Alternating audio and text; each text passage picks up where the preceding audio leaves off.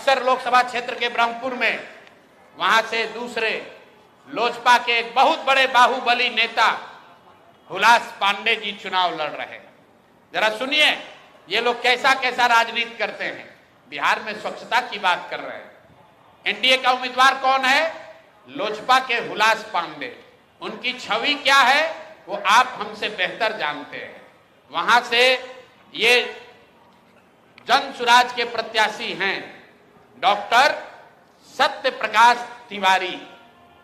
देख लीजिए, पटना में बहुत बड़ा नेत्र अस्पताल चलाते हैं और इनका चेहरा देख लीजिए कि एक दबाव में इन्होंने टिकट लिया है कि खुशी खुशी लिया है।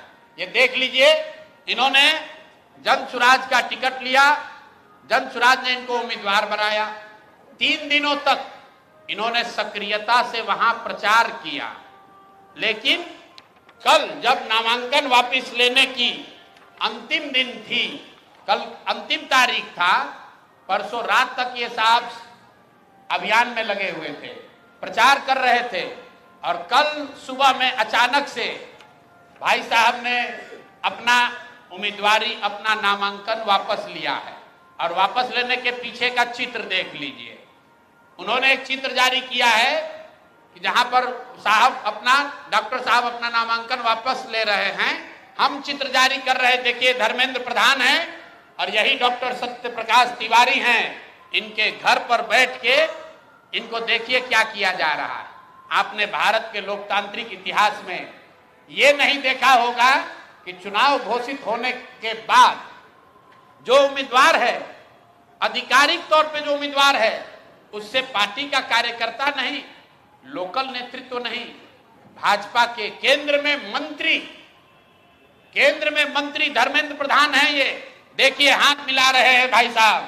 इस डॉक्टर के घर पर बैठ के इसको दबाव देकर जबरदस्ती इनसे चुनाव में इनका नामांकन वापस लिया गया है।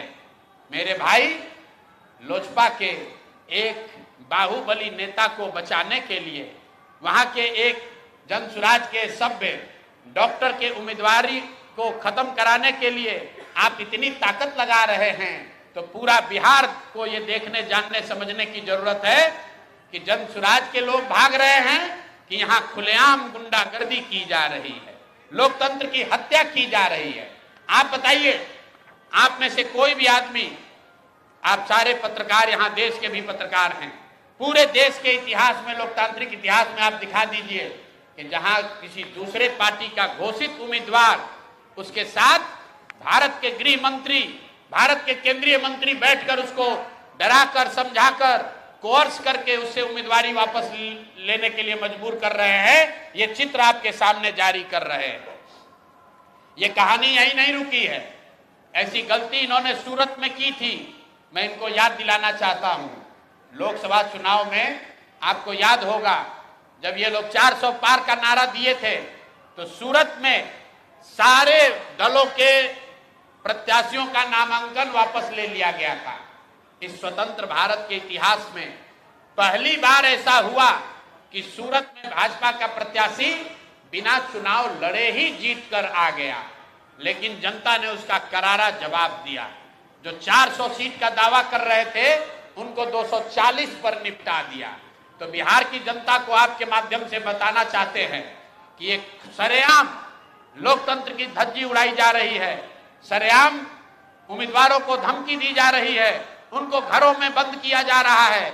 और बंद करने वाले लोग कोई स्थानीय नेता नहीं है, गुंडा बदमाश मवाली नहीं है, भारत सरकार के मंत्री।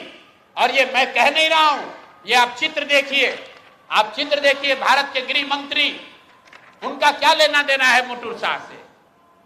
मुटुर शाह से उनका क्या लेना देना हो सकता है?